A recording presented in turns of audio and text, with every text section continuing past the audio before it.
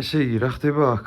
ეგ არის Mitsubishi Galanti 2003 წლიანი 2.4 უტურბინო ძრავი. სერიით 4G64.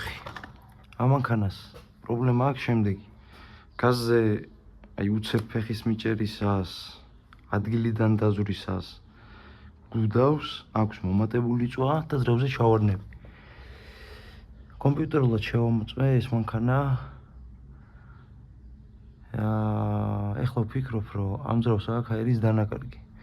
თან ძველია, თან თვითონ ეს შლანგები, ვაკუუმის ტრუბკები, წვრილი და ხეთქილი ჩანს.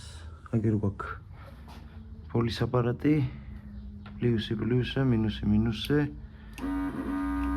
ჩაირთვება, შემდეგ ამღილაგზე დიდი თითის დაჭერით პოლი გამოდის და უკვე შეგიძლია შემშვე სისტემაში შეუშვა და გაიგო ვაკუუმის დარღვევა აქვს თუ არა შენ ძრავს.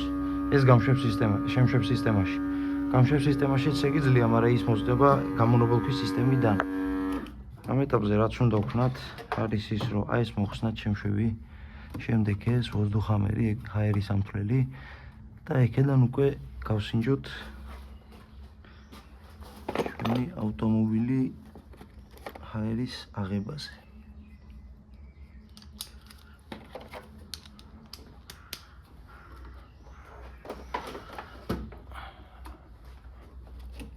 შევით. ესენი მოვიშოროთ. გადავხსნათ ფილტრი და ჰაერის ამთვლელი.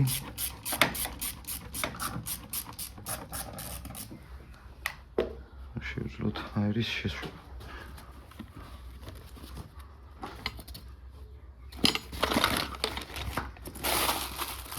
ვნახოთ ინსტრუმენტები რასად გვაქვს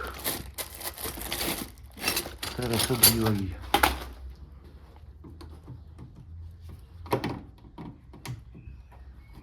ძალიან ძველი მანქანაა და თვითონ ეს წკაპებიც კი არის ზედმეტად დაღლილი, ასე რომ ვთქვათ.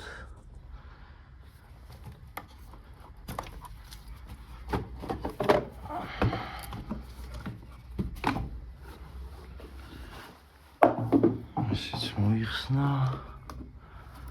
ახლა უკვე შეგვიძლია ჩვენი წნევის საზომი მანქანის ძრავისთვის დავდოთ შიგნით, ჩავკეტოთ და გავბეროთ. რომ უკან არ გამოაგდოს წნევით ჩვენი შემშვები სადიაგნოსტიკის აპარატის ასე. უკვე მოვიდო, შეგვიძლია თავი დავანებოთ. აქამდე მივიყვანოთ.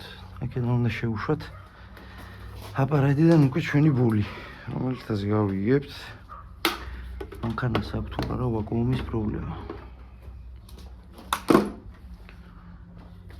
ჯერ დავწუნდეთ, რომ პოლი მოდის.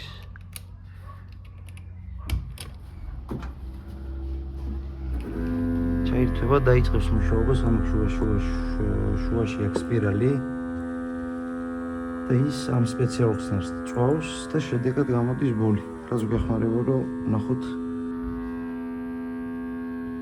ნელა უკვე ხედავთ.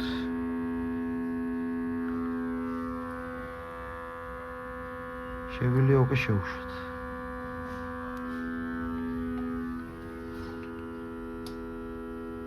და კი ბატონო, აი როგორც ფიქრობდი, დროსელის გადამიდან აი ამ შლანგის გადამიდან და დროსელის პოზიციის სენსორის სალნიკიდან.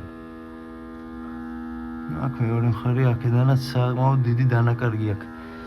ეს ძალიან დიდი პრობლემაა, იმიტომ რომ აი ვოздухамერის შემდეგ საიდანაც აქედან ჰაერს აიღებს მანქანა და ფიზიკურად ვოздухамერი აი ეს ნაწილი ვერ მიაწოდებს ძრავს სწორ, ასე ვთქვათ, ინფორმაციას. ის შემდეგაც ბაბინები და ინჟექტორები ხდება რამდენი როგორ უნდა გააკეთოს ჰაერისა და ბენზინის ნაზავი, რომ აფეთქება მოხდეს. ეხლა რაც უნდა ვქნათ ისაა, რომ ესეც მოხსნათ, შემდეგ დროსელი უნდა მოხსნათ, ეს დროსელი გარემონტდება, პოზიციის სენსორიც ახალი დადგება და იქ უყურეთ, როგორი უკვე დაძველებულია მთელი გერმეტიკი, შუასადები, რაც იზოლაციას უკეთებს ცივ კოლექტორსა და დროსელის გადამბას. ეს არის ძალიან დიდი პრობლემა. გამოიწვევს მინიმუმ 2 ლიტრით ან 3 ლიტრით მომატებას, ძრავის არასტაბილურ მუშაობას, ძალის დანაკარგს ძრავზე. და უბრალოდ რო ვთქვათ, მანქანა არ წამოყრებათ რა, ისე როგორც თქვენ გინდათ. ასე რომ